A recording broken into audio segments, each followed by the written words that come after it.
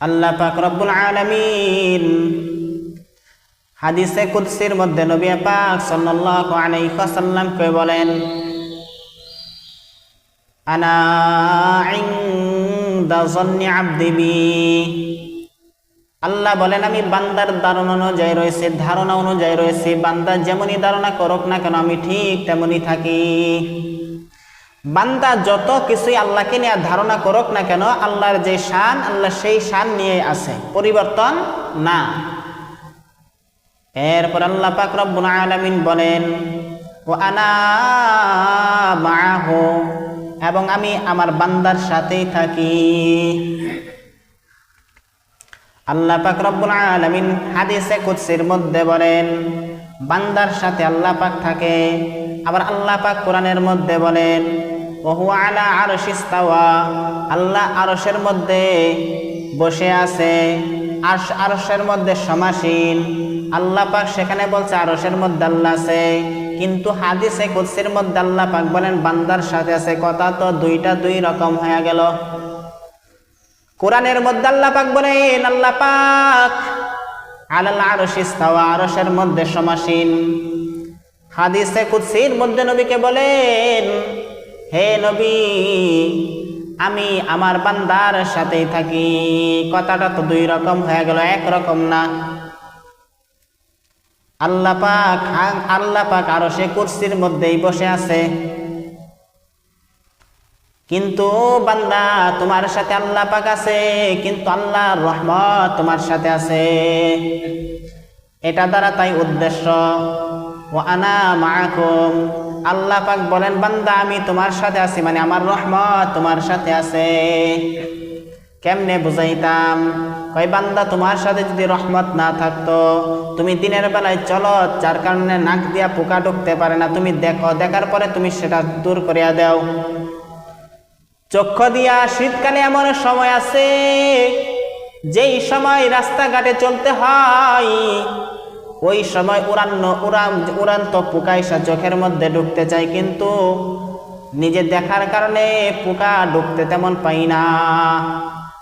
কান দিয়া নাক দিয়া অঙ্গ পতঙ্গ দিয়া কোনো পোকা মাখলুক ঢুকতে পারে না, কারণ আমি দেখতে পাই, দেখার কারণে আমি সরাই দিতে পারি, কাদায় দিতে পারি, দূর করতে পারি।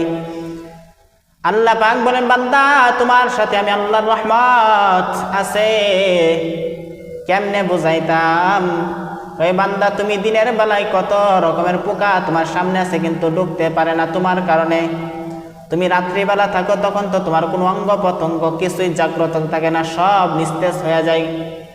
তোমার চক্ষু বন্ধ হয়ে যায়, তোমার সব অঙ্গ প্রত্যঙ্গ সব তোমার সাথে ঘুমের মধ্যে চলে যায়।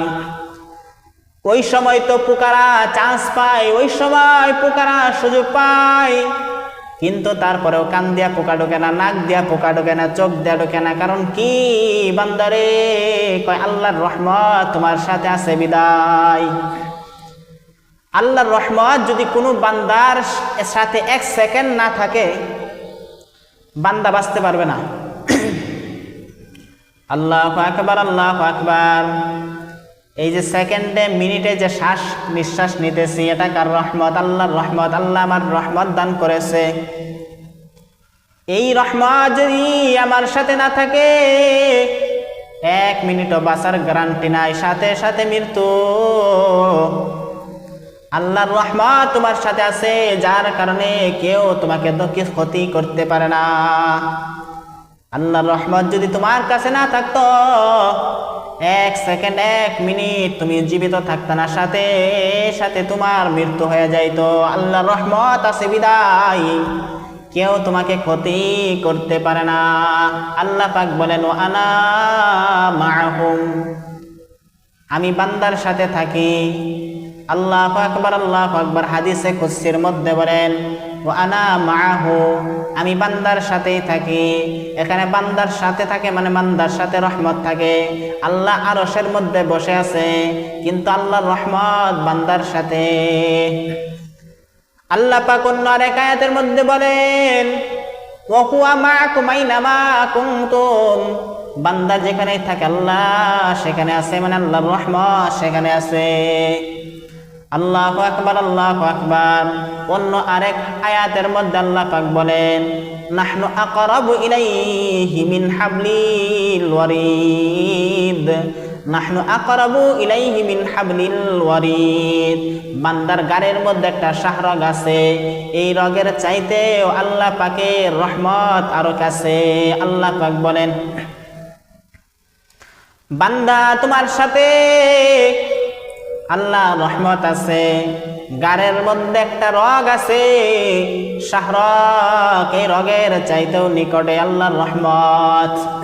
ওয়াহুয়া মাআকুম আইনামা কুনতুম, বান্দা বান্দিরা যেখানেই থাকো না কেন সেখানে আল্লাহর রহমত আছে। আল্লাহ আছেন মানে আল্লাহর রহমত। আল্লাহু আকবার, আল্লাহু আকবার।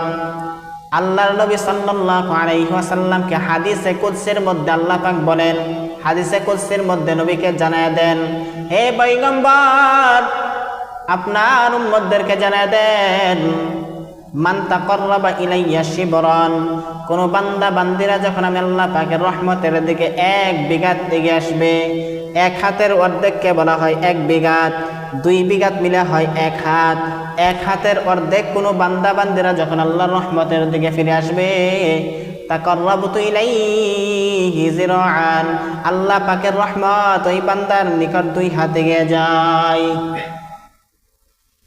মান তাকাররাবা ইলাইয়া শিবরান তাকাররাবতু ইলাইহি যিরাআন। এরপর আল্লাহ পাক বলেন, হে নবী আপনার উম্মতদেরকে জানায় দেন, ওমান তাকাররাবা ইলাইয়া যিরাআন, কোন বান্দা যখন 1 হাত আমার দিকে এগিয়ে আসে, মানে আমার রহমতের দিকে এগিয়ে আসে, বান্দা বান্দিরা যখন আমি আল্লাহ তাআলার রহমতের দিকে 1 হাত এগিয়ে যাই, তাকাররাবতু ইলাইহি বা'আন, আমি আল্লাহ পাকের রহমত ওই বান্দা বান্দিদের দিকে 2 হাত এগিয়ে যাই। ওয়া ইন আতানি ইয়ামশি, বান্দা বান্দিরা যখন আমি আল্লাহ পাকের রহমতের দিকে হাঁটিয়ে হাঁটিয়ে আসতে থাকে, আতাইতাহু হারওয়ালা, আমি আল্লাহ পাকের রহমত ওই বান্দা বান্দিদের দিকে দৌড়াইয়া দৌড়াইয়া গিয়া তাদেরকে কোলে তুলিয়া নেয়। আল্লাহু আকবার, আল্লাহু আকবার। আল্লাহ তাআলার দিকে কোনো বান্দা বান্দিরা 1 বিঘা এগিয়ে আসলে আল্লাহ পাক ওই বান্দা বান্দিদের রহমত, আল্লাহর রহমত তাদের দিকে 1 হাত এগিয়ে যায়। বান্দা বান্দিরা যখন 1 হাত এগিয়ে আসতে থাকে, আল্লাহর রহমত 2 হাত এগিয়ে যায়। বান্দা বান্দিরা যখন হাঁটতে হাঁটতে আল্লাহর রহমতের দিকে আসতে থাকে, আল্লাহ পাকের রহমত তাদের কাছে দৌড়াইয়া দৌড়াইয়া গিয়া তাদেরকে রহমতের কোলে তুলিয়া নেয়। আল্লাহু আকবার, আল্লাহু আকবার। এরপর আল্লাহ পাক বলেন, আল্লাহ পাক রব্বুল আলামিন বলেন, আনা মাহু, এবং আমি বান্দার সাথে আছি। আল্লাহ পাক এরপরে বলেন, ওয়া ইযা যাকারানি ফি নাফসি, বান্দা বান্দিরা যখন আমি আল্লাহর জিকির করবে একা একই, বান্দা যখন আমি আল্লাহর জিকির করবে একা একই, যাকারতুহু ফি নাফসি, আমি আল্লাহ পাক ওই বান্দার একা একই জিকির করি। আল্লাহু আকবার, আল্লাহু আকবার। বান্দা তুমি অযথা সময় নষ্ট না করিয়া আল্লাহর ধ্যানে খেলে সময়টা কাটায় ফেলাও, আল্লাহর জিকিরের সময়টা কাটায় ফেলাও, তোমার জিহ্বাটা জিকিরের সাথে ভিজায় রাখো। আল্লাহর নবী বলেন, যেই বান্দা, যে উম্মত যার জিহ্বাটা ভিজায় থাকবে জিকির দ্বারা, কিয়ামতের ময়দানে ওই মুসিবতের সময় হাসতে হাসতে জান্নাতের মধ্যে প্রবেশ করবে। যার মুখের মধ্যে জিকির থাকবে, জিকিরের কারণে জিহ্বাটা ভিজে থাকবে, চলতে বসতে খাইতে ঘুমাইতে সর্বহালতে মাওলার ধ্যান খেলে সময় কাটায়, জিকির করে। আল্লাহর নবী বলেন, এই বান্দা, এই উম্মত মৃত্যুর সময় মুখ দিয়া কালিমা নসিব হবে। ফজিলতের সীমা নাই, আরো বহুত ফজিলত আছে। আল্লাহু আকবার, আল্লাহু আকবার। আল্লাহ পাক বলেন, যারা আমি আল্লাহর জিকির করে একা একই, যাকারতুহু ফি নাফসি, আমি আল্লাহ পাক তার জিকির করি একা একই। ওয়া ইন যাকারানি ফি মালাইন, আর যখন বান্দারা যখন আমি আল্লাহর জিকির করে কোনো জনতার মধ্যে, মানুষদেরকে নিয়ে আমি আল্লাহর জিকির করে, জনতার মাঝে আমি আল্লাহর জিকির করে। যাকারতুহু ফি মালা'i খায়রিন মিনহু, যাকারতুহু ফি মালা'ইন খায়রিন মিনহু।